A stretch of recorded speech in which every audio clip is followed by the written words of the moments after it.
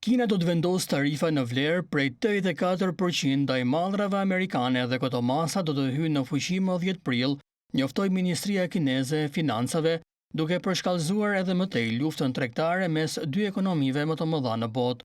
Njoftimi nga Kina vjen në ditën kur hyn në fuqi tarifat e vendosura nga presidenti amerikan Donald Trump ndaj importeve të disa vendeve, përfshirë edhe nga Kina. Washingtoni ka vendosur një tarifë prej 104% ndaj mallrave kineze.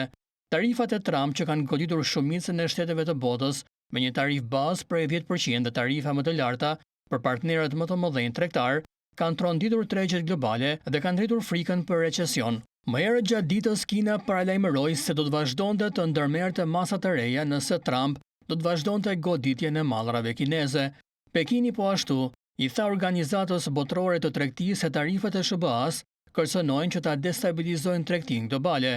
Situata është përshkallëzuar në mënyrë të rrezikshme, si një nga anëtarët e prekura Kina shpreh shqetësim të thellë dhe kundërshtim të fuqishëm të kësaj lëvizje të pamatur, deklaroi Pekini në një deklaratë dërguar kësaj organizate.